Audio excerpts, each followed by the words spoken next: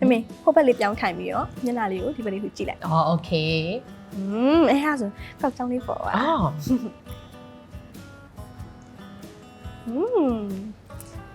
ဟာမင်းကတော့ပဲချင်းကြည်လှနေရပဲ သမီးလေးလှပါတယ်ဒီမှာလူဆိုတာလေကိုနဲ့လိုက်ဖက်တဲ့အဝတ်စားကိုဖွတ်တက်ဖို့ပဲလူလေအဲ့ဒါဆိုဘယ်သူဆိုလှနေမှာပဲ ကဲပါကဲပါ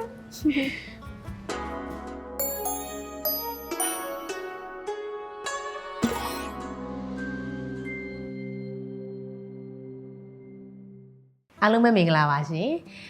မြင့်မြင့်ခင်ထုံးမှုစကားဝိုင်းကနေပြီးတော့ပြန်လည်ကြိုဆိုလိုက်ပါတယ်အခုတစ်ခေါက်ကတော့မခိုင်လေးနဲ့ထိတ်ထိတ်တို့ရဲ့ဒီ fashion အမြင်ပေါ့နော်ဝတ်စားဆင်မှုအမြင်လေးပေါ်မှာတင်းတဲ့တယောက်ဆွေးနွေးသမှာဖြစ်ပါတယ်ရှင်နောက်ထောင်ကြည့်ကြနော် ကဲဒါဆိုသမီးသိချင်တာလေးရကြတော့မိမိရဲ့ fashion အမြင်ပေါ့ဝတ်နေကြဟာတော့မြင်တယ်ဒါပေမဲ့မိမိရဲ့ဟိုဘယ်လိုပြောရမလဲခံယူချက်နဲ့ဒီ fashion တွေပေါ်မှာဘာကြောင့်မိမိကအခုလိုဝတ်တဲ့ဟာတွေဝတ်တာလဲအားလေးသိချင်တယ် ဟိုမမေတို့ကြတော့လေမမေတို့အသက်အရွယ်ကြတော့လေ fashion ဆိုတာအထဲမမေကကြတော့ဒါဟိုအပြင်မှာပဲဖြစ်ဖြစ်ရုပ်ရှင်ထဲမှာပဲဖြစ်ဖြစ်သူပြင်မှာဆိုလို့ရှိရင်လေသူသွားမဲ့နေရာပေါ်မှာမူတည်ပြီးတော့ဗောနော်အဲ့လိုမျိုးတွေမမေကတော့ဟိုရွေးချယ်ပြီးဝတ်တာများပါတယ်ဘာလို့ဆိုတော့မမေကလည်းဟို fashion မင်းသမီးဆိုပြီးတော့လဲနာမည်ကြီးကြတာလည်းမဟုတ်ဘူးမမေကဟိုအသေးစိတ်လေးတော့ဟိုလောက်တတ်တယ်အဲ့လိုမျိုးပေါ့နော်ခုနပြောသလိုသူ့နေရာနဲ့သူဖုံးချောင်းသွားမယ်ဆိုလဲဖုံးချောင်းသွားတဲ့နေရာလိုဖြစ်ရမယ်ဟုတ်တယ်မလားဟိုကလပ်သွားတဲ့အခါမျိုးမှာလဲနားရောက်သွားတဲ့အခါမျိုးမှာလဲဟိုထမိန်ရှည်ကြီးနဲ့အစင်မပြေဘူးအဲ့ဒါဆိုလဲစကတ်တိုဝတ်တင်ဝဲရမယ်ပြောချင်တာပေါ့နော်အဲ့လိုမျိုးပေါ့နော်အဲ့လိုပေါ့ပေါ့ပ daily ဝဲကြတော့လဲဂျမောင်မီလေးတစ်ထဲနဲ့ရှက်အင်ကြီးလေးတော့၎င်းတီရှပ်တော့၎င်းဓမိုးလေးဖြစ်မယ်ပေါ့နော်ပြီးရင်လဲစကတ်လေးတွေဆိုလဲကားလေးတွေကြိုက်တယ်အမေက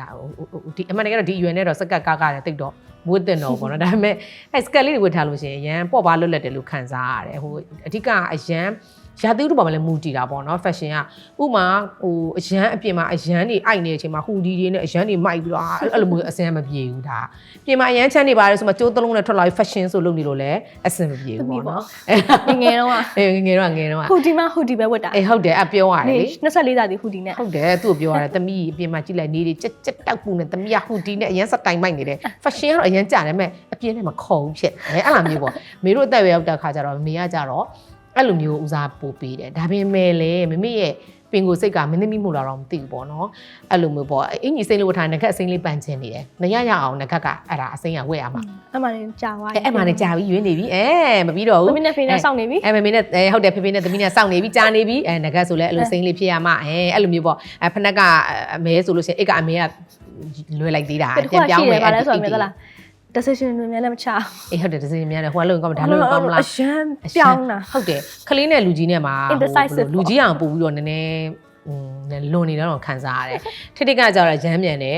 သွားမယ်ဆိုရင်ဒါနဲ့ဝတ်မယ်ဆိုပြီးွားရီသူကကိုကကျတော့ဟိုကကိုင်းဟိုကြည့်လိုက်ပြန်ချွတ်လိုက်ဟိုအရန်တွေကောင်းချင်နေရလေမပြီးပါဘူးเนาะအဲ့လိုမျိုးပေါ့ရွေးလွန်နေတာပေါ့เนาะအရန်အလှတော့ကြိုက်တယ်အဲ့လိုဒါပေမဲ့ fashion အနေနဲ့ကတော့အဲ့လိုမျိုးပို့ပြီးတော့ရာသီဥတုနဲ့တော့၎င်းတွားမယ်နေရာနဲ့တော့၎င်းအဲ့လိုမျိုးတွေပို့ပြီးလိုက်ဖက်အောင်ဝတ်တာကိုပို့ပြီးသဘောကျတယ်ခုနပြောတဲ့ skat ကားလေးတွေကြိုက်တယ်ဆိုတာလည်းအရန်ပူတဲ့ရာသီဥတုကြလို့ရှိရင်တကယ်ကိုဂျင်းမောင်းမီကလည်းကြက်နေလုံးဝကိုလို့မရအောင်တကယ်ကိုအဆင်မပြေတာအဲ့ကကြောင့်ခြီပေါင်းမီလေးတွေဝတ်မယ်ပြီးရင် skat ကားလေးဆိုတော့လုံးဝမကြက်နေတော့လေတကယ်ကိုလေဝင်လို့တော့ကောင်းနေတာပေါ့နော်အင်ဂျီပွားလေးနဲ့စကတ်ကားလေးနဲ့ဆိုအဲ့လိုမျိုးလေးတွေဆိုကြိုက်တတ်တယ်အဲ့တော့သမီးအောင်မေကိုအမြင်လေးဘယ်လိုမြင်လဲမမေဝတ်နေတာဘယ်လိုပုံစံလေးဆိုအဲ့လိုပုံစံလေးပါပဲအဓိကကြတာမေကအကုန်လုံးနဲ့အဲ့လိုဆက်နေရပေါ့ပြီးတော့မေကကြတော့အပြင်သွားပြီဆိုလို့ရှိရင်သမီးတတိထားမိရတခုပါလေပြောပါ accessory မပါဘယ်တော့မှမသွားဘူးဟုတ်တယ်သမီးကကြတော့မဟုတ်လေသလားဘာမှမပါအဲ့လိုပေါ့နေတာလက်စွပ်ကလေးတွေဘာလို့မွတ်ခဲ့တာလဲလက်ကောက်လေးဘာလို့မတားလဲအဲ့ဒါစူနေကိုရဲကအဲ့လိုတကူတခါမစင်းစားလိုက်တော့တာပေါ့နော်ပြောရမယ်ဆိုလို့ရှိရင်အင်ကြီးနဲ့ပေါင်းကလေးရရင်ရပြီသွားလိုက်တော့တာပဲအဲ့လိုမျိုးပေါ့ဟုတ်တယ်ကလေးတွေကြတော့ accessories ကိုလေတိတ်ပြီးတော့သူတို့မယူတော့တာလဲပါကိုရင်းကလေအခုချိန်ထိနော်ဒီအရွယ်ရောက်တဲ့အထိကိုအဲ့ဒီမှာ accessory ကဝဲတာဘန်ကောက်ရောင်လားအသကုံဝဲတာဒီလိုပုံနေပါလားအဲ့လိုကို့မှလည်းမေးကြည့်လဲအကုန်ရှိတယ်အဲ့ဒါပြီးရင်ကို့သမီးကိုစင်တယ်ကိုလည်းဝတ်တယ်အခုချိန်ထိအဲ့ဒါဟိုဘယ်လိုခေါ်မလဲခါကြတော့သူတို့တွေကဥပမာအင်ဂျီနဲ့ဘောင်းမီမှာဥမာအင်ဂျီမှာကျဲသီးတွေကငွေရံဖြစ်နေတယ်ဆိုရင်ဒီမှာကရွှေမရအောင်သမီးအင်ဂျီတွေကမှာဒီခွင်းတွေကစတီးတွေဖြစ်နေတာငွေဆိုတော့သမီးငွေလုတ်လိုက်အဲ့လိုမျိုးဒီမှာမရွှေနဲ့တော့ဒီမှာရွှေတွေကျဲသီးတွေကရွှေတွေသမီးရွှေအဲ့ဒါကိုကလည်းအဲ့ဒီလိုမဆက်ဆက်နေရင်မထွက်ချင်ဘူးဒီမှာကငွေတွေဒီမှာရွှေအစင်မပြေပြန်ဘယ်တော့ မဆက်ရုံပဲသွားဆက်ရုံချလို့ဆက် fashion နဲ့သွားတာတော့ ဟုတ်ပါအဲ့လိုမျိုးပေါ့ fashion တော့ဖြစ်နေတာမဟုတ်ဒါပေမဲ့အဲ့လိုလှပကြိုက်တာပေါ့နော်ဟိုကိုကကြတော့လေဟိုဘယ်လိုခေါ်မလဲဟိုမခိုင်တို့ပုံစံနဲ့မခိုင်တိုက်ပေါ့နော်ဒီရက်မောင်ဒီခန္ဓာကိုယ်နဲ့ကကြတော့လေ fashion လောက်ကြီးထိမိုက်လောက်တဲ့ body လည်းဟုတ်မနေတဲ့အခါကြတော့လေ fashion ရောက်ဖြစ်မနေပါဘူးဒါပေမဲ့ကိုကအလှကြိုက်တာအဲ့လိုမျိုးထိတ်ကိုမြင်တာဆိုရင်တော့မမေပြောရမယ်ဆိုရင်တော့သူကများသောအားဖြင့်အပြင်သွားမယ်ဆိုရင်ပွတ်သူကလည်းဘောင်းပြီဆိုလို့ပွတ်အောက်မှာလည်းတိုက်နေအဲ့သူ့ဖေသူ့ပြောသမီးဒီဘက်စီးလဲအကုန်ပြောင်းသွားပြီတဲ့ဘောင်းပြီဝစ်လိုက်ပျက်စီးလဲသွားစက်ုံတရက်လိုက်လာတယ်အမလီစက်ုံမှာအပိုက်တောင်ပြောင်းသွားတယ်သူအဲ့ဘောင်းပြီနဲ့တထဲနဲ့ရှောက်သွားတာအဲ့လိုမျိုးတွေဝစ်တယ်အင်ကြီးပွားကြီးကြိုက်တယ်သူကဒါပေမဲ့တကယ်အဲ့လိုသွားမယ်လာမယ်ဆိုလို့ရှိရင်တော့အဲ့လိုပေါ့စကတ်တိုလေးနဲ့လေသာဂျက်ကတ်ကတော့အရင်ကြိုက်တယ်လေသာဂျက်ကတ်နဲ့ရှင်ပြက်လေးတစ်ထည်မှာလေသာဂျက်ကတ်တွေဝတ်မယ်နဲ့ boost အရှိဟုတ်တယ်ရန်ကြိုက်တာ boost အရင်ကြဒါပေမဲ့အဲ့ဒါတော့ကိုချင်းစာနေတယ်မေမေ boost အရှိအဲ့လို boost အရှိနည်းနည်းရက်သွားတော့မှ5နှစ်ပဲရှိသေးတယ်မေမေလည်းအရန်ကြိုက်တယ်အဲ့ဒီအရှိကိုအရန်ကြိုက်တယ်အဲ့ boost ကိုရှည်နေမှပြည့်နေအဲ့လို boost လေးဝတ်လိုက်ပြီဆိုရင်အင်ကြီးဘာမှမဟုတ်ရင်တော့မှကိုက fashion ဖြစ်နေတယ်သူကြတော့ boost ကိုအခုဘဲသွားအဲ့လိုညနေဘက်တွေပါတွေသွားရတယ်ဘာညာဆိုရင်အဲ့လိုပွဲတွေပါတွေသွားမှဆိုအဲ့လို boost နဲ့အဲ့လိုအိမ်မှာဓာတ်ဖက်နက်ကမရှိဘူး boost တွေများတာအဲ့လို boost တွေကြိုက်တယ်မေမေလည်းအရန်ကြိုက်တာလေအရင်တော့သူအမေနဲ့သမီးကစင်တူတွေဝယ်ကြတယ်နော်အဲ့လိုမျိုးအမေ boost လည်းသူယူစီးတယ်ရဲတာအဲ့လိုမျိုးပြီးတော့ပြတ်သွားမင်းမစီးလိုက်ရဟုတ်တယ်ပြီးတော့လေသမီးတို့လူငယ်တွေကိုမမေတို့လူကြီးတွေနဲ့မေးချင်တာကအခုခေတ်ဟိုပုံစံနေရပေါ့နော်မမေတို့အရင်ခေတ်ကဒါဟို traditional ပုံစံမျိုးပေါ့တို့ထမိန်တို့ဘာတို့လေးတွေကိုသမီးတို့ဒီဘက်ခေတ်မှာပုံစံလေးတွေစမ်းပြီးတော့လှုပ်လာတာရှိတယ်ပေါ့နော်အဲ့လိုအမြင်လေးတွေရောသမီးဘယ်လိုမြင်လဲပေါ့သမီးရောဘယ်လိုသဘောကျကြိုက်တယ်သမီးအောင်စဉ်းစားနေအဲ့လိုပွဲတက်တစ်ခုခုမှာပေါ့နော်အဲ့လိုချိတ်နဲ့ပါနဲ့အဲ့လိုမျိုး blazer သို့မဟုတ်ဒီစကတ်အဲ့လိုမျိုးသမီးက fashion shoot တစ်ခါရိုက်ဘူးတယ်အဲ့လိုမျိုးလုပ်ထားဆိုတော့ဒီ leather နဲ့အိတ်ချင်းတွေကိုပေါင်းချုပ်ထားရက်ကကရမ်းမိုက်ပေါ့ရမ်းမိုက်သမီးအဲ့လိုဘယ်လိုပြောရမလဲဒီ tradition နဲ့ဒီအခုခေတ်ပုံစံနဲ့ကိုပေါင်းမြှချုပ်တာကြအဲ့လိုဟို culture mix လုပ်တိုက်တာပေါ့နော်အဲ့ဒါလေးကိုသမီးကအရင်စိုက်တယ်မမေရောဘယ်လိုကြိုက်ထင်လားဟုတ်တယ်ထင်တယ်ဘယ်လိုဆိုတော့ဟိုခါခါကြလဲအဲ့လိုမျိုးလေဂျိတ်လေးတွေကိုဟိုဂါခွင်ပုံစံချုပ်လိုက်တာတို့ခုနသမီးပြောသလိုမျိုးလေကုတ်အင်ဂျီနဲ့အဲ့လိုမျိုးလေနော်လှတယ်အဲ့လိုဟိုမင်းသမီးတော့ဆိုဖွဖွလုပ်တယ်လေအရန်ချက်ဖို့ကောင်းတာပဲဖွဖွတောက်လေးအရန်ချက်ဖို့ကောင်းတယ်သူနဲ့မှလိုက်နေရတယ်အဲ့လိုမျိုးလေးလုပ်တာလေးရလေပြီးတော့လေ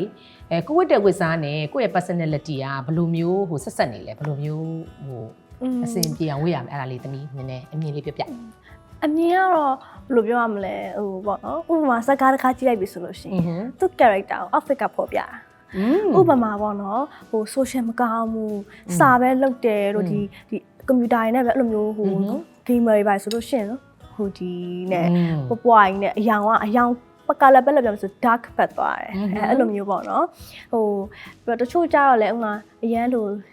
ဟိုဟာဘယ်လိုပြော influencer တို့ပါလို့ဆိုလို့ရှိရင်သူတို့ကြတော့ဟို trend နဲ့ like ပြီးဝတ်တယ်ပေါ့နော် trend နဲ့ like ဝတ်တယ် trend တွေမှီတယ်ပြီးအယောင်လေးတောက်လေးတွေတော်ဝတ်ကြတယ်ဟိုတချို့ color palette တွေရှိဥမာဆိုလို့ရှိရင် autumn season ဆို autumn vibe လေးတွေပြီးတော့ summer ဆိုလဲ summer vibe autumn ဆိုလို့ရှိရင်လည်းဥမာတက်သွေးတို့ဘာလို့အစိုးရ color palette summer ဆိုလို့ရှိရင်လည်းအဝါလေးတွေပါလေအဲ့လိုဝတ်ကြတယ်ဒါပေမဲ့သမီးကကြတော့လေဟို personality ထက်စားလို့ရှိရင်သမီးတို့ကြတော့ဟို celebrity တွေလည်းဖြစ်တယ်ပြီးတော့ပွဲတွေလည်းတက်နေရတယ်ဆိုတော့ဒါကြတော့ကို type ဆိုတာမရှိဘူး off day မှာဆိုလို့ရှိရင်တော့မပြောသလိုမျိုးပေါ့သူက comfy ဖြစ်တဲ့ဟာတွေပေါ့ခုလည်းအဲ့လိုချီဖောင်းမီတွေနဲ့ဗာအဲ့လိုမျိုးထွက်ကြတယ်လို့ပေါ့အဲ့လိုမြင်ပါတယ်မှန်နေသမီးပြောတာမှန်နေဘာလို့ဆိုတော့မမေလည်းတူတူပါပဲသမီးပြောတာတွေကဟိုပိုတော်ပြည့်စုံနေတယ်မမေတောင်မှသမီးတောက်ကြီးထိဒီတေးမပြောနိုင်ဘူးပေါ့နော် over all ပြောမယ်ဆိုတော့အဲ့လိုပုံစံမျိုးပဲမမေလည်းမြင်ပါတယ်အဲဒါကြောင့်မမေတို့ကြတော့လေဥမာတချို့ဟိုဘယ်ကာလာနဲ့လိုက်တယ်ပါညာအခုဆိုရင်လောက်ကြတယ်မလားမူတန်တုံးနေပါလေလောက်လာကြတယ်မင်းတို့ကြတော့ဟိုမှာကိုကဟို celebrity ဖြစ်နေတဲ့အခါကျတော့ကိုဟိုဝတ်ရမယ့်အယောင်ဆိုတာကလေကိုကြော်ညာတဲ့ brand အယောင်လေးဖြစ်ချင်းဖြစ်မယ်ဟုတ်တယ်မလားပြီးတော့ပွဲတက်တဲ့အခါမှာလေကိုကကိုလိုက်တဲ့ဟာပဲဝတ်မယ်ဆိုတော့မဟုတ်ပေါ့နော်ဥမာအရင် color analysis တော့အရင်နေ trend ဖြစ်လာတယ် trend တော့ဖြစ်တယ်ဆိုမှကိုကလုတ်တော့လုတ်ချင်တယ်မဲ့လေမလိုက်လဲဝတ်ရမှာပဲလေဘာလို့လဲဆိုတော့မမေတို့ဘဝမှာလဲမွေးခဲ့ဘူးဆိုတဲ့အယောင်ရှိဘူးအဲ့ဒီမရှိတဲ့ထဲမှာလဲဝတ်ခဲ့သမျှထဲမှာလည်းအကုန်လိုက်တာတော့မဟုတ်ပေါ့သမီးရဲ့ဒါပေမဲ့တကယ်လို့ကိုအရင်အရေးကြီးတဲ့ day ပေါ့ကိုအရင်ဟိုကိုရဲ့ special ဖြစ်မဲ့ day မျိုးဆိုရင်တော့လည်းတစ်မျိုးပေါ့နော်ပွဲမျိုးဆိုလို့ရှိရင်တော့လည်းတစ်မျိုးပေါ့နော်ပုံမှန်ကတော့လည်းနေ့တူတူဝတ်ရတာတော့ဝတ်ရတာပါပဲအယောင်ဆုံးပေါ့နော်ပြီးတော့မမေနဲ့သမီးနဲ့ရဲ့ကွာ fashion တက်တဲ့တယောက်ဘလိုလေးတွေအကြံပေးဖြစ်တယ်လဲဘလိုလေးတွေတိုင်မီဖြစ်တယ်လဲဆိုတာလည်းနည်းနည်းပြိတ္တလေးသိအောင်လည်းပြောရ တယောက်တယောက် stylist လို့ပြောရမလားဘာဖြစ်လို့ဆိုတော့လေနှစ်ယောက်သားကကြောင့်မြင်နာသမီးမြင်တယ်သမီးမြင်တာမြင်တယ်အဲ့လိုတော့ဖြစ်နေတယ်ဆိုတော့အဲ့လိုပွဲတစ်ခုသွားမယ်ဆိုလို့ရှင်တယောက်တယောက်လေအမြင်ချင်းတွေဖလှယ်ကြတာပေါ့သိရမလားမေဆိုလို့ရှင်လဲအာဒါနဲ့မလိုက်ဘူးဒါဆိုလို့ရှင်ဒီလိုမျိုးဗာလဲတွင်လဲတွင်မင်းရှင်လဲရှိလိုက်ကွာအဲ့လိုမျိုးပေါ့နော်ပြောရပါမေဆိုလို့ရှင်ဒါဆိုလို့ရှင်ခုနပြောသလိုမျိုးဒီ silver ဆိုလို့ရှင်ဒီမှာ silver နဲ့မှာအဲ့လိုပေါ့နော်အဲ့လိုတော့တယောက်တယောက်တော့ပြောပြတ်တယ်အဲ့လိုမျိုးကြီးဟိုအကြံပေးရလောက်အောင်ထီတော့လည်းမလိုနေဘူးသွားမဲ့နေရာပေါ်မှာမူတည်ပြီးတော့ဟိုပြောလိုက်တာပဲတယောက်တယောက်ဟုတ်တယ်ပြီးတော့မမေနဲ့သမီးကြတော့တိန်နေနေပြီးတော့ပွဲတစ်ခုသွားမယ်ဆိုလို့ရှိရင်တက်ကတော့တိုင်မီပြစ်ကြတာများတယ်လေသမီးအဆင်ပြေလားမမေအော်โอเคတယ်မမေရမ်းမိုက်တယ်ဒါမှမဟုတ်မမေအဆင်မပြေဘူးအဲ့လိုပေါ့သမီးဆိုလည်းသမီးဒါလိုနေတယ်နော်ဟဲ့အပေါ်အင်းကြီးအောက်ကနည်းနည်းလေးတော့အောက်ပိုင်းလေးကနည်းနည်းလေးများပြောင်းလိုက်မလားအဲ့လိုမျိုးလေးပေါ့ဆိုတော့တယောက်ကဟိုတယောက်ကိုတယောက် stylist လုပ်ပေးသလိုဖြစ်နေတာမမေတို့ကလေသိလားဆိုတော့မမေကလည်းသမီးဟိုတစ်ခါကြောက်လို့ရှိရင်သမီးပဲသမီးစင်စားဝက်လာတာတဲ့တောင်မှမမေစင်လိုက်တော့ကပိုလှဝရတယ်ရှိတယ်ဟုတ်တယ်အဲ့လိုမျိုးမမေဆိုလဲဟုတ်တယ်တော်တော်များပဲအဲ့လိုလေးဖြစ်တယ်မမေဆိုလဲမမေကိုသမီးပြောတာဝေးဒါပဲဆိုရင်သမီးပြောတာမှဟုတ်သွားလဲရှိတယ်ဟုတ်တယ်ဥမာမျက်မှန်လေးပါရွေးမယ်ဆိုရင်ထားလိုက်ပါတော့မျက်မှန်ဆိုင်မှာဆိုရင်မမေကကြောက်ဟိုဂိုင်းကိုကြောက်တယ်မမေနဲ့လိုက်တာကြောက်ထစ်ရွေးရဲ့ဂိုင်းအဲ့ဒါကိုပေါ့နော်မှမဟုတ်သူကစွတ်ပဲဒီဂိုင်းပဲအဲ့ပြီးတော့နောက်ဆုံးကျတော့ထစ်ဝင်တဲ့ထစ်ရွေးပေးရဲ့ဂိုင်းကိုဂိုင်းနဲ့ပဲအလိုက်ဆုံးဖြစ်ပြီးတော့ဖေကပါ approve သွားတာဟုတ်ကြောက်ကအဲ့လိုမြင်ပေးတာပေါ့ဟုတ်တယ်ဟိုဘယ်လိုခေါ်မလဲတယောက်ကြိုက်လဲတယောက်သိတယ်လို့တယောက်နဲ့ဘာနဲ့ပို့လိုက်မလဲဆိုတော့တယောက်နဲ့တယောက်ပို့သိတာပေါ့နော်ပို့သိတယ်ပြီးတော့လေအထူးသဖြင့်ကြတော့ဟိုဒါမမေကကြတော့ဒါဘယ်လိုခေါ်မလဲဝါသနာကိုပါတာအဲ့တော့အမှန်တိုင်းပြောရမယ်ဆိုလို့ရှိရင်ကိုကလည်းဟိုကြိုက်နေတာတွေကအဲ့လိုပုံစံတွေဒါပေမဲ့ကို့အသက်အရွယ်ကြီးနေတာမလိုက်တာတွေရှိတယ်အခုတတိကဟိုစကတ်တူကကားလေးဆိုအရန်ကိုသဘောကျတာအဲ့ boost တွေနဲ့စကတ်တူကားလေးနဲ့အဲ့လိုမျိုးဝေးရတာတွေကိုလေအဲ့လိုတအားသဘောကျတာအုတ်ထုပ်ကလေးတွေစောင်းမယ်အမလီနဲ့ဆိုရင်မြင်လို့ရှင်လဲသဘောကျနော်အရင်သဘောကျအခုဆိုတွေ့လေဝယ်တာပဲဝယ်ပြီးသူ့ဝယ်ခိုင်းလိုက်တယ်ပြီးရောအဲ့လိုမျိုးကိုကကြတော့အဲ့ဟိုဟာကိုကြိုက်နေတာအဲ့လိုဒီဇိုင်းမျိုးကိုကြိုက်တာအဲ့လိုမျိုးဟိုသပင်လေးတွေရှောက်စီးတာလေးတွေဘာလေးညာလေးတက်တာလေးတွေအဲ့လို cutie ပုံစံနဲ့အဲ့လိုဟို free style လေးတွေကိုကြိုက်တာအဲ့လိုဗမာအင်ကြီးတွေဒီလိုမျိုးဟိုကြက်ထုတ်တွေဝတ်တာတဲ့စာရင်ဟိုလိုမျိုးဟာမျိုးကိုပို့ပြီးတော့ကိုယ်စိတ်ခံမှာတန်နေတယ်ဒါပေမဲ့ကိုယ့်အရွယ်နဲ့ဝတ်လို့ကလုံးဝအဆင်မပြေတဲ့အခါကျတော့အခလေးကိုပဲအဲ့ဒါသမီးဝတ်ပါခါကြ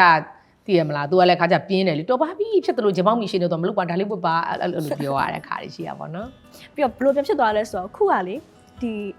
ီတခင်နောက်ပြန်ပေါ့ Y2K ရဲ့ fashion ဖြစ်နေတာအခုကဟုတ်တယ် fashion ဖြစ်ပြီးတော့2000ခုနှစ်က fashion တွေပြန်ပြီးခေတ်စားနေတယ်ဟုတ်တယ်သူအခုအဲ့ဒါနောက်ပိုင်းအဲ့ဒါဝတ်နေတာသူဟုတ်တယ်နောက်ပိုင်းအဲ့လိုအမေအင်ဂျီဆိုအမေဘောင်းမိပါဆိုလို့ရှိရင်သိရမလားယူဝတ်လို့ကအစင်အရန်ပြေသွားတယ် Y2K လေအဲ့လိုကပတ်တွေဒ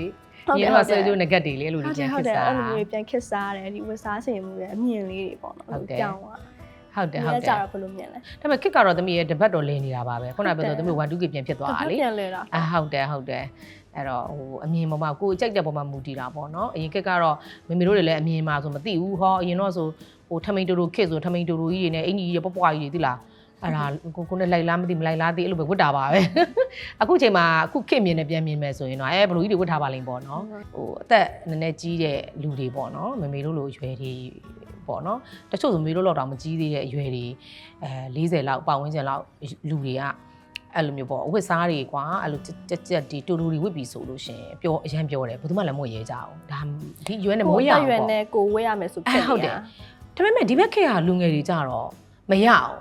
်သူဆိုလို့ရှိရင်ကိုကသွားတယ်ဆိုရင်တော်ပါပြီဘောင်းမီရှည်လေးပဲကိုကအမေသူမမေအောင်လဲဒီတိုလေးကပို့လိုက်တော့ဝတ်လိုက်ပါအဲ့လိုမျိုးတစ်ခါကြာနေငါအမေပဲသမီးကလူကြီးပုံရှိပြီးအမေကလူငယ်ပုံဖြစ်တယ်မဟုတ်ဘူးဒါကကိုမှုလာတယ်သမီးဆိုလို့ရှိရင်အဲ့နေမှာဆိုရင်အဲ့ဂျမောင်းမီအရှည်ကိုပဲဝတ်ချင်တယ်မှုဖြစ်မယ်စကက်အရှည်ဝတ်ချင်တယ်မှုဖြစ်မယ်ဒါပေမဲ့ကြာရပေါ့ပါဒီသိရမလားအရန်တော်တော့မဟုတ်ဘဲနဲ့ဒီလိုမျိုးတိုလေးနဲ့သွားချင်တာရှိမယ်ပေါ့နော်အဲ့တော့ကိုမှုလာသလိုဝတ်လို့ရတယ်ကိုဒါ my body my choice ပဲပေါ့နော်အခုခေတ်ကအဲ့လိုဖြစ်သွားပြီအရင်ကကြာတော့မဟုတ်ဘူးသူကြိုက်လို့ရှိရင်လည်းဒီပတ်ဝန်းကျင်ဘာပြောမလဲအခုကြာတော့လည်းဘူးမှလည်းတိတ်တော့မပြောကြတော့ပြောရလို့နဲဝါးပြီဟုတ်တယ်အဲ့လိုပေါ့ကိုရွေးချယ်ရကိုဝတ်လို့ရတယ်ဆိုရခက်ဖြစ်သွားဟုတ်တယ်အကုန်လုံးကြည့်လိုက်အဲ့လိုမျိုးပေါ့နော်ဟိုကိုဥပမာဟိုလိုအတူလေးတွေဘာလေးတွေနဲ့တခါတလေပေါ့အမြင်နဲ့လည်းမဝတ်ပါအောင်ကိုအသက်ရွယ်နေဆိုတော့ဝတ်လိုက်လို့တင်လိုက်လို့အဲ့လိုမျိုးပြောတဲ့လူတွေပေါ့နော်ကြိုက်တယ်လို့ပြောတဲ့လူတွေကြည့်လိုက် အဲ့ဒါလေးလူငယ်လေးတွေသမီးတို့အရွယ်ခက်တာတာလေးတွေအမေမရဲ့ကြိုက်လိုက်တော့ဝတ်တာမိုက်တဲ့ဘာညာပေါ့အဲ့လိုတချို့ကြတော့မကြိုက်ဘူးဆိုတဲ့လူတွေတောင်မှသူတို့ကြတော့လေခါကြတော့လေမကြိုက်ဘူးဆိုတဲ့လူတွေကြတော့လေသူတို့ကိုယ်တိုင်ကလည်းနည်းနည်း old fashion နဲ့နေတဲ့လူကြီးတွေကတော့မိန်းမတွေကတော့တိတ်မကြိုက်ဘူးပေါ့နော်ပြောချင်တာဟိုပြောတဲ့လူနည်းသွားပြီပေါ့အရင်တော့ဆိုရင်ပြောရင်အရန်ပြောတယ်ဒီလိုဝတ်လာရင်အခုနောက်ပိုင်းကျတော့ဟုတ်တယ်ခုခက်ကလက်ခံလာပြီအခုသွားကြည့်လိုက်အမလီဒါကကိုရီးယားမင်းသမီးမို့လို့ဒါကိုရီးမြင်တာအပြင်မှာလေကိုယ့်အရွယ်မှာကိုယ့်လမ်းတဲ့လူတွေအများကြီးမျိုးသမီးတွေအမိုက်စားတွေအမလီလုံးဝကိုအတိုးတွေအပြက်တွေနဲ့အရန်လန်နေတာဂျင်းနေဆိုတော့သူတို့ကပုံမှန်သွားသိရမလားအရန်ကိုအမိုက်စားတွေဝတ်ပြီးတော်တော်ကိုလှနေ self care ခေရောက်ပါအခုကြာကိုဟိုဗလဲဟို self care လုပ်မယ်ပေါ့နော်ဟုတ်တယ်ဘယ်လိုပြောရမလဲညီမတို့ကို view site ပြီးတော့ကွာနေတတ်နေကြပြီပြင်တက်စင်တက်နေကြပြီပေါ့ပြီးတော့သမီးခုနပြောသလို my body my choice အခုခက်က plus site လဲလှနေတာပဲ plus site ထုတ်တဲ့ mic size လည်းရှိတယ်အရင်တော့ဆိုလို့ရှိရင်နည်းနည်းခန္ဓာကိုယ်လေးဝရင်ဟာသိရမလားဝတဲ့လူကလည်းငါတော်ပါပြီငါဝနေတာပဲဝလို့ဘာမှမချင်တော့ဘူးပေါ့အဲ့လိုမျိုးပေါ့ပွားကြီးအဲ့လိုမဟုတ်ဘူးလူတွေကလည်းဟာမလီဟို body shaming နဲ့အရန်လောက်တာခုကကြတော့သူတို့အရွယ်တွေမှာအဲ့လိုမလုပ်ပါဆိုတော့သိသွား body shaming လို့ရှိရင်အရန် root လုံးဝမလုပ်တော့ဘူးခလေးတွေခုကလေးတွေကလေဟာမိုက်နေ तू လဲ तू ဟိုဝတဲ့လူကလည်းဝတဲ့ဟိုလူတွေမှာဝတ်တဲ့ဝတ်စားမှာမိုက်နေလေအခုဆိုကြည့်ပါလားဟိုစား Victoria Secret တို့ model ပါမှာ plus size model တွေရှောင်းနေပြီမိုက်စားတွေလေမိုက်နေတာပဲသူက body positivity ပိုရှိလာဟုတ်တယ်နော်အဲ့တော့ခါကျတော့အခုခေတ်အတွေးမြင်နေရတော့အရန်ကိုပို့ပြီးတော့လဲတဘာဝလဲဆန်လာတယ်ပို့ပြီးတော့လဲမြင့်လာတယ်ကွာတွေးခေါ်တဲ့ IQ တွေမြင့်လာတယ်လို့မြင်ပါတယ်သမီးနောက်တစ်ခုသိချင်တာဟာမိမိရဲ့ဟို fashion inspiration ပေါ့ဘသူပဲဝါလဲဒါမှမဟုတ်ဘသူအဲ့လိုမျိုး person မဟုတ်လို့ရှိရင်ဟိုဘယ် culture လဲပေါ့နော်ဥမာ Japan လား Korea လားမြန်မာလားပေါ့တေချာတော့ကိုရီးယားတွေဘာတော့မဟုတ်တော့ပါဘူး။သမီးတို့လည်းကိုရီးယားကလည်းအများကြီးမကြည့်ဘူးဆိုတော့လေအဲ့လိုကြီးကတော့လည်းမရှိပါဘူး။မမေကတော့အဲ့လိုမျိုးခုခေတ်ကိုအိမ်ညီမညာချုပ်မယ်ဆိုလဲ Pinterest ဆိုပါတော့ကနေကြည့်လိုက်တယ်လေ။ဒါပါပဲ။အဲ့ Pinterest aesthetic အဲ့ဒါမျိုးပေါ့နော်။ပြီးလို့ရှိရင်နိုင်ငံခြားအဆိုတော်တွေကလည်းဝတ်တဲ့ဟာတွေကလည်းကိုဒီမှာဝတ်လို့လည်းမရဘူးလေ။ဟိုမှာဂျီလူကဝတ်တာမိုက်တယ်ဆိုလဲဟိုမိုက်တော့မိုက်တာပေါ့နော်။ဒါပေမဲ့ကိုရီဝတ်လို့ကဒီမှာနိုင်ငံထဲအဆင်မပြေတာတွေရှိတယ်ပေါ့နော်။အဲ့လောက်ပါပဲမမေကတော့လေ။သမီးကကြတော့သမီးကကြတော့ celebrity တွေမှာဆိုလို့ရှိရင်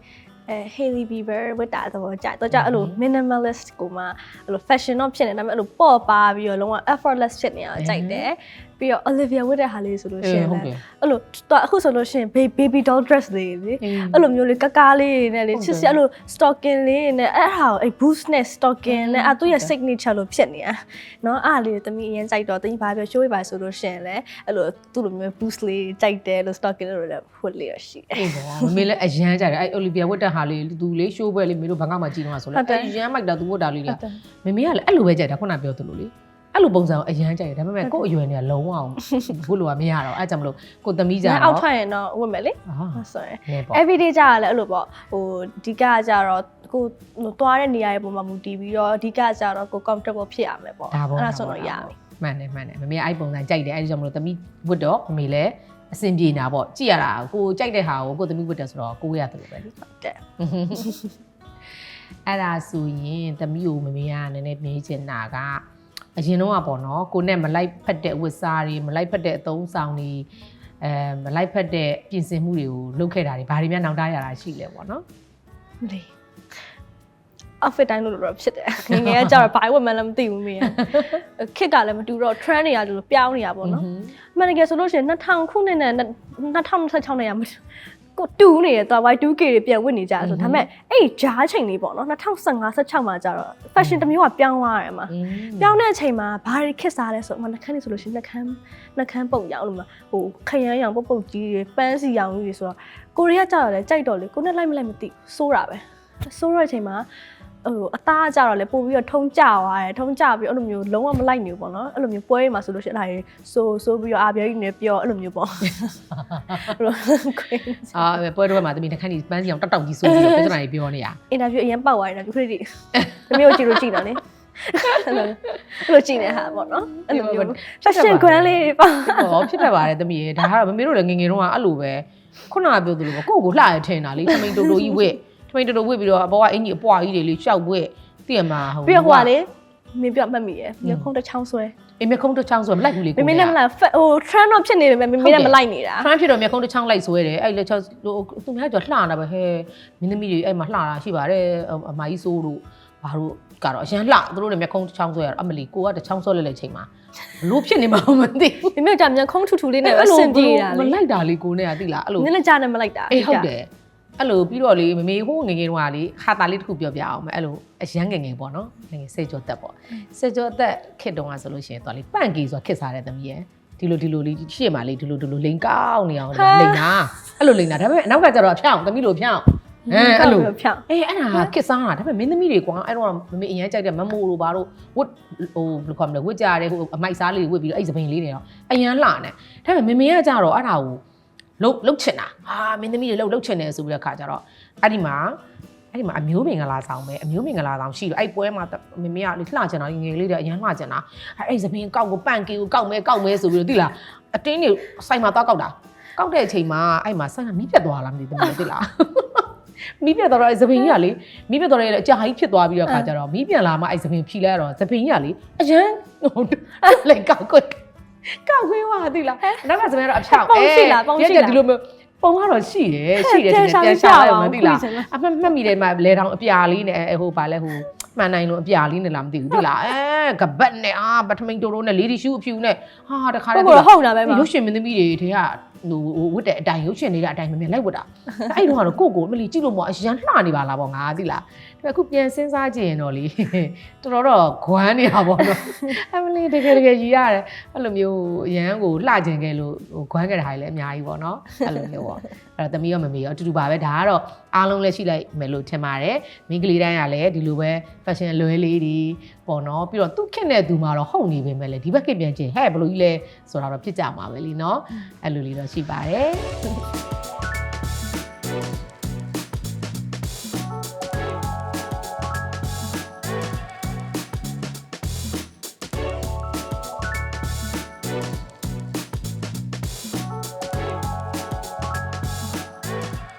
်ခုချိန်လေးကတော့မြင်းမြင့်ခင်ထုံးမုံစကားဝိုင်းကနေပြီးတော့မခိုင်လေးနဲ့တစ်ကလေးကိုမိထားတဲ့အမေးဖြေခန္ဓာလေးကိုမခိုင်လေးတို့ဖြေပေးရမယ်အချိန်လေးရောက်လာပါပြီအားလေးတွေကိုဖြေပေးပါမယ်မိကွန်းလေးတွေကနေပြီးတော့အားလုံး3ခုပေါ့နော်ထုတ်ထားတယ်အားလေးဖြေပေးမယ်နော်ကဲသမီးကိုမိထားတာကြတော့ဒီမေကို2ခုပေါ့နော်ဒါမဲ့ဟိုတူနေတော့ကြတော့တစ်ခုတည်းပဲပေါင်းဖြေလိုက်မယ်ဘယ်လိုမိထားလဲဆိုတော့ထလေးတဲ့ခစ်ချင်းကမတူတော့ဘူးဆိုတော့ fashion ပိုင်းရတော့၎င်းစိတ်သဘောသားချင်းရတော့၎င်းနဲ့မမေနဲ့ဘယ်လိုတိုင်ပင်ဖြစ်လဲတဲ့ဥပမာ night out ထွက်မဲ့ကိစ္စပါညာပေါ့ဘာကြောင့် generation တစ်ခုမတူတဲ့အမြင်တွေဆိုတော့အဲ့ဒါတူတူပဲပေါ့နော်မမေနဲ့ကလေ night out ထွက်ဖို့ကိစ္စအထူးတလဲတိုင်ပင်စရာတော့မလိုညောင်ဆုံးသွားကြတာဆိုတော့ညောင်ဆုံးကဘယ်ပြမမေကကြောက်လဲနားလဲပေးရပေါ့နော်ပြီးတော့ထိတ်ကလည်းအဲ့လိုအမြဲတမ်းထွက်ချင်တယ်လို့မဟုတ်ဘူးတခါကြလို့ရှင်လည်းအိမ်မှာပဲနေချင်တဲ့ရက်တွေလည်းရှိတယ်ဥပမာသွားချင်တယ်ဆိုလို့ရှင်လည်းဟိုဘယ်လိုပြောရမလဲညဘက်ကြီးအဲ့လိုမျိုးမသွားတော့တာလည်းများတယ်ပေါ့နော်ဆိုတော့မွေးနေ့ပွဲရှိမှတော့တခုခု special occasion ရှိမှပဲအဲ့လိုမျိုးထွက်ဖြစ်တာများတယ်ဆိုတော့အရင်တော့ညှိစရာမလိုဘူးfashion ပိုင်းကြတာလည်းခုနကပြောခဲ့သလို taste တွေအရင်တူနေတော့လေတခါကျရင်တော့မှအမေကသမီးရယ်ပုံတုံးလိုက်တာဒီလိုမှလည်းနည်းဟော့တာအဲ့လိုပေါ့နော်တို့တော့စင်ပေးတာအဲ့လိုရရှိတာပေါ့အရင် timing စရာတော့မလိုပါဘူး generation gap ရှိပေမဲ့လည်းအရင် timing စရာမလိုဘူးအဓိကတက်တဲ့တယောက်ကကြိုက်တာချင်းကလည်းတူနေတာဟုတ်တယ်လိုက်တာချင်းကလည်းတူနေတယ်ဟုတ်နော်ဘယ်လိုခေါ်မနှစ်ယောက်စလုံးကလည်းဟာဟိုပုံစံလေးတွေကအရက်မောင်းကအစားခန္ဓာကိုယ်လေးကအစားတိတ်မကွာဘူးပေါ့နော်ဥပမာခန္ဓာကိုယ်ဆို तू ကခါပူသေးသွားမယ်ဒါလောက်ပဲခုတော့မသိနေဘူးနော်ကိုယ့်တဲ့ဆိုင်ပြောပါလေပြီးရင်အရက်မောင်းကလည်းအတူတူလောက်ပဲအသားရည်ကလည်း तू ဖြူတော့ပိုဖြူတယ်ဒါပေမဲ့အရန်ကြီးဖြူနေတာမဟုတ်အဲကြောင့်မလို့ဝတ်တဲ့ဟာတွေကြိုက်တဲ့ဟာတွေရောလိုက်တဲ့ဟာတွေရောတူနေတာအဲကြောင့်မလို့အင်ဂျီတွေကဝယ်ထားပြီးလို့ရှိရင်လုံးဝမဆုံးတကယ်ကိုတန်တယ်ဝယ်ထားပြီးရင် तू ဝက်လိုက်ကိုဝက်လိုက်ပဲအခါကျကိုကပျောက်သူ့ဗီဒီယိုမှာတွေ့တယ်သူ့ဟာကြီးပျောက်ကိုထဲမှာတွေ့တယ်အဲ့လိုတွေတော့တန်းတဲ့ယူအင်ကြီးဆိုလဲအဲ့တိုင်းပဲဘောင်းမီရှည်တွေလည်းအဲ့လိုပဲစကတ်တွေလည်းအဲ့လိုပဲတန်းတဲ့ယူဝတ်နေကြတာပေါ့နော်အရန်နေအဆင်ပြေနေပါတယ်လို့ကဲ3ခုမြောက်မေးခွန်းလေးပေါ့နော်နောက်ဆုံးမေးခွန်းလေးကိုမက်ခိုင်လေးကဖြည့်ပေးပါမယ်ရှင်မိထားတာလေးကတော့အခု kid fashion တော်တော်များများကတဲ့အရင်တုန်းက fashion ကိုပြန်ပြီးတော့စမ်းသစ်ထားတယ်ဆိုတာတဲ့ဟုတ်ပါသလားတဲ့ဘယ်လိုမြင်မိပါသလဲရှင်တဲ့ခေတ်နောက်ပြန်ဆွဲနေသလိုဖြစ်နေတယ်ဆိုတာဟုတ်ပါသလားရှင်တဲ့fashion အမြင်လေးကိုပြပြပေးပါတဲ့ဟုတ်ကဲ့ပါအခုက fashion ကဟုတ်တယ်အရင်တော့ fashion တွေပြန်ပြီးတော့ ဟိုခစ်စားလာတယ်ဆိုတာအမှန်ပဲခုနထက်တည်ပြောသလိုလေ Y2K fashion တွေပေါ့နော်ဥမာဟိုအရင်နှစ်အေးရလောက်ထိကဒီလိုမျိုးဘောင်းမီဆိုလို့ရှိရင် high waist လားဘယ်လိုခေါ်မလဲ ဟုတ်တယ် high waist လောက်တဲ့ crop top နဲ့အဲ့လိုဝတ်ကြ crop top နဲ့ဝတ်ကြပဲမြအခုကျတော့ချက်အောက်ပြန်ဖြစ်သွားပြီအဲ့ဒါမခိုင်လေးတို့ဟိုးအပြိုတုံးကဝတ်တဲ့ဟာတွေပြီးဟိုတနေ့ကသမီးဟိုပွဲသွားတာဝတ်တဲ့ဟာလေးဆိုရင်ဒါမမေတို့ခစ်ကတပုံစံနဲ့ဒီကလေးဒီကကျိုးလေးတူတူတည်တိုင်းပြီးတော့လေအဲ့လိုလေးဟိုပွဲသွားဝတ်တာလေးဆိုလဲအဲ့ပုံစံမမေပြောတယ်မမေမှာရှိတယ်ဒီနားမှာဟိုဗာလဲဟို accessory ဟိုအပြားကြီးနဲ့လေအဲ့လိုခြီးတဲ့ဟာအဲ့ဒါတွေကမမေမှာအဲ့တိုင်းတွေရှိရယ်ကွယ်အဲ့ဒါတွေကတပုံစံတွေ